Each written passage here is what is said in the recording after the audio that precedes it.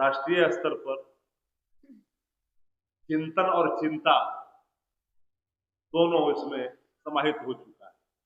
कोई भी अपराधी अपराध कबूल नहीं करता। जो लोग पाछे की कीमत खाते हैं वो आगे कभी कभी दिखते हैं। एग्जाम की मांग है और एग्जाम तक हम अड़े हैं। आप देख रहे हैं एमए न्यूज। नमस्कार, मैं नीरज। एमए न्यूज में स्वागत है। आज राष्ट्रीय जनता दल कार्यालय कपूरी सभागार में एक प्रेस वार्ता रखा गया। इस प्रेस वार्ता को संबोधित करते हुए मुख्य प्रवक्ता शक्ति सिंह यादव ने क्या कहा, बने रहिए एमए न्यूज के साथ। आज आप लोग को बुलाने का मकसद ये है कि हम लोग कई दिन से और आप लोग भी लगातार उस खबर को प्रमुखता से दिखा भी रहे हैं, कवर कर भी रहे हैं और ये बिहार की खबर अब राष्ट्रीय स्तर पर चिंतन और चिंता दोनों इसमें समाहित हो चुका है। इसलिए हमें लगा कि इस विषय पर बातें स्पष्ट होनी चाहिए। जब 7 दिन तक 6 दिन तक अभ्यर्थी जब सत्याग्रह कर रहे थे और वो अपनी आवाज को उठा रहे थे तो उनका सुध लेने वाला कोई नहीं था। सत्ता प्रतिष्ठान तो बिल्कुल उनको यूं ही ठंड में छोड़ ही दिया था गर्दनी बाग में। वहां हमारी बहनें, हमारे वहां भाई जो अभ्यर्थी थे वो मांग पर अड़े थे कि परीक्षा रद्द होनी चाहिए, री एग्जाम पर अड़े। उन लोगों ने नेता प्रतिपक्ष तेजस्वी जी से लगातार संपर्क साधते रहे। यात्रा में निकले हुए थे, तेजस्वी जी के नेतृत्व में यात्रा चल रही थी। इन लोगों के आग्रह पर नेता प्रतिपक्ष देर रात में वीडियो कॉल पर बात की और बात कर करके इनको कहा कि मैं आऊंगा, और वो देर रात पहुंचे और पहुंच कर करके लोगों को अपना नैतिक समर्थन दिया। और एक शब्द उन्होंने कहा था, क्योंकि यहाँ जो लोग हैं उसमें कई साथी उस दिन वहां मौजूद थे। ये राजनीतिक विषय नहीं है, ये विषय है अभ्यर्थियों के इंसाफ का। ये विषय है बिहार में सफल परीक्षा कराने का, जो लीक रहित हो, लीक सहित नहीं हो। पूरी सरकार लीक सहित है, लीक रहित नहीं। और इसलिए मैंने कहा कि बिहार में तेजस्वी जी 17 महीने जब थे कोई परीक्षा लीक नहीं हुआ, लेकिन 17 महीना के पहले और 17 महीना के बाद लगातार लीक हो रहा है। और इस लीक से कोई राष्ट्रीय जनता दल और जनता दल और भारतीय जनता पार्टी को वोट देने वाले लोग नहीं, हर लोग परेशान है। जब इतने दिनों तक अभ्यर्थियों की बात कोई नहीं सुन रहा था, उस समय नेता प्रतिपक्ष पहुंचे तो एक खबर राष्ट्रीय बन गई। नेता विरोधी दल लोकसभा ने इसको ट्वीट किया तेजस्वी जी के जाने के बाद, और देश स्तर पर इसको लोगों ने गंभीरता से, मीडिया संस्थानों ने भी इसे प्रमुखता से उठाना शुरू किया। तब तक हर कोई चुप था। पोर्टल वाले लोग तो उठा रहे थे, लेकिन नेशनल मीडिया इस सवालों पर चुप्पी साध रखी। लेकिन अब गंभीरता से लिया। इसी बीच सत्ता प्रतिष्ठान को लगा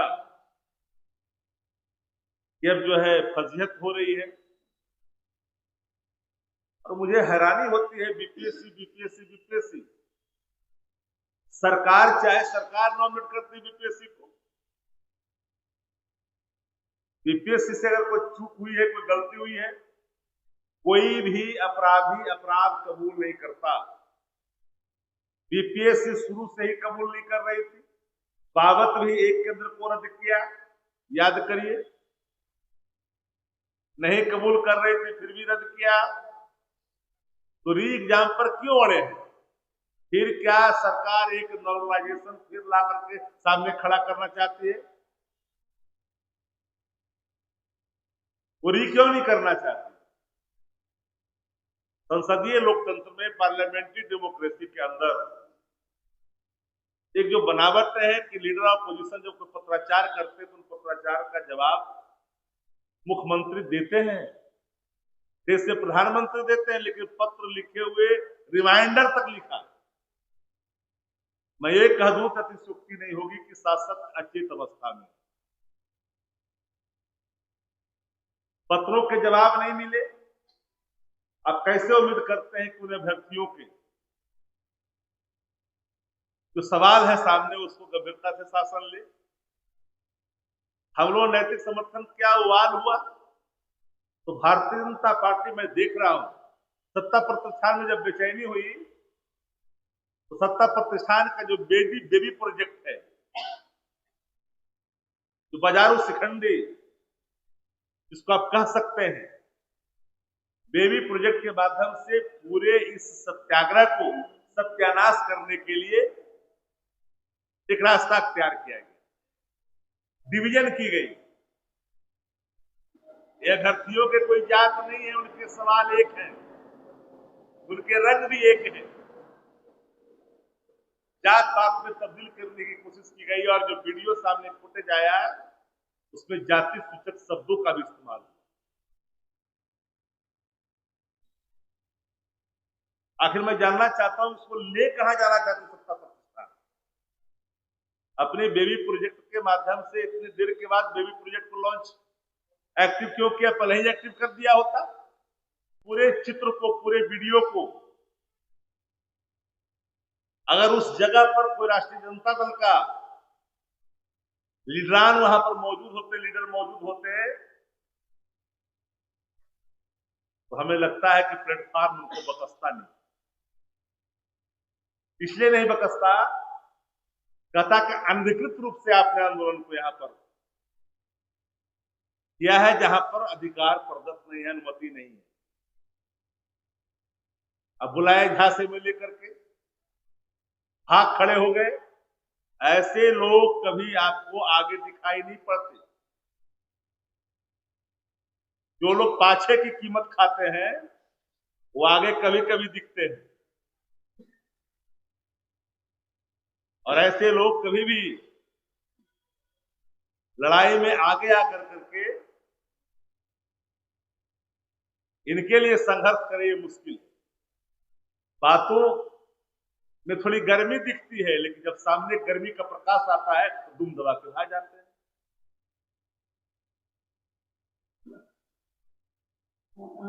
हमने देखा, कई लाइन देखा, मैं नाम लेना नहीं चाहता किसी का। एक नेता है, 5 बार के सांसद है, 90 के समय में एमएलए हुए थे। उस समय हाफ पेट पर पहन कर करके कहीं रोड किनारे विसर्जन करता होगा। वो भी अपनी सीमा का ख्याल नहीं रखता है और तुम तड़ाका करके प्रयोग करता है शब्दों। राजनीति में राजनीतिक शुद्धता कायम होनी चाहिए। अभ्यर्थियों की मांग को नैतिक समर्थन राष्ट्रीय जनता दल करता है और करता रहेगा। री एग्जाम की मांग है और री एग्जाम तक हम अड़े हैं। तेजस्वी ने, जो नेता प्रतिपक्ष हैं, जिनके नेतृत्व में राष्ट्रीय जनता दल काम करती है, असूलों की, सिद्धांतों की, आइडियोलॉजी की, विचारों की, जो कहता सो करता, एक एक कार्यकर्ता वही करता। हमारे संकल्प, हमारे विचार जो नेता प्रतिपक्ष तेजस्वी जी के नेतृत्व में जो स्थापित किया जाता है, उसी के आधार पर पूरी राष्ट्रीय जनता दल जनहित में जन सरकार को लेकर के आगे बढ़ती है। हमारा नैतिक समर्थन जब दिया है तो तार्किक दिया है, और पत्राचार जो हुआ है वो तथ्यात्मक है। बिंदुवार चीजों को देख सकते हैं आप लोग। आखिरकार अभी तक बिहार के मुख्यमंत्री नीतीश कुमार जी चुप क्यों हैं? पीपुल डोमेन में आकर करके स्पष्ट क्यों नहीं करते? ये बात बीपीएससी पर आखिर क्यों छोड़ रहे हैं? बीपीएससी ने अपराध किया तब तो एक केंद्र को रद्द किया। अपराध तो किसी चेन में, एक लंबी चेन है एग्जामिनेशन का, उसमें एक चेन पर कहीं लीकेज हुआ, उस चेन को आपने काट करके वहां पर आपने तो कर दिया, लेकिन लोगों की आशंका है कि हर चेन में छेद है। उन आशंकाओं को हल निकालना, ढूंढने, उनको सेटिस्फाइड करना सरकार का दायित्व है। लेकिन बिहार में लगता ही नहीं कि सरकार है। हर कोई जानना चाहता है कि बिहार में सरकार है, मतलब वेयर इज गवर्नमेंट। ना बाहर में, प्लीज लेट मी कंप्लीट, न सड़क पर मुख्यमंत्री बोलते,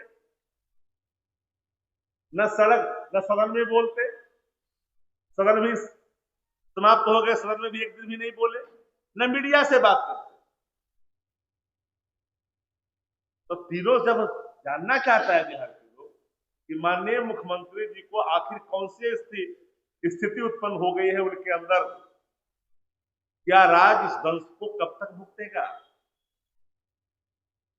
ये सवाल यक्ष है। और ऐसे प्रश्न जब सामने खड़ा होता है तो उसके हल निकलने चाहिए। बाहर के मुल्कों में ऐसे स्थिति में शासक को अपदस्थ कर दिया जाता है, लेकिन बिहार के मुख्यमंत्री जी और माननीय मुख्यमंत्री जी के प्रति हम आदर का भाव भी रखते हैं, क्योंकि बिहार के मुख्यमंत्री है, आदर करना चाहिए। लेकिन माननीय मुख्यमंत्री जी के बारे में जिन लोगों ने, और पूरे, आप देखिएगा कि यही बिहार का उप मुख्यमंत्री नीतीश कुमार जी को रद्दी मानता, कहा बुढ़ा गया है, कोई काम सठिया गए। किस हैसियत से कह रहे हो कि हम 12 लाख नौकरी देंगे? आखिर आप हैं क्या चीज? बिहार के मुख्यमंत्री बोल दे रहे, तुम टपाटप बोल रहे हो भाई। ये जुमला गैंग के सदस्य हैं। भारतीय जनता पार्टी का दो मुख्यमंत्री, लेफ्ट राइट, आपस और वापस, एक शब्द भी अभ्यर्थियों के आंदोलन पर, सत्याग्रह पर कुछ नहीं बोला। आपकी क्या ड्यूटी है? आजू और बाजू, लेफ्ट और राइट, दोनों कंधों पर दो उप मुख्यमंत्री हैं नीतीश जी। क्या मेरे सवाल गलत है कि रिटायर्ड अधिकारी शासन चला रहा है अपने जूते के नोक पे? नीतीश जी टायर्ड है, सबको पता है, तो नीतीश जी बोलते। जो पत्रकार यहाँ साथी हैं जो उनको कवर करते आए, पता करिए कि नीतीश जी इतने सवालों पर बोलते थे कि नहीं बोलते थे। हमारे पीछे है कई वरिष्ठ साथी, बोलते थे कि नहीं बोलते थे।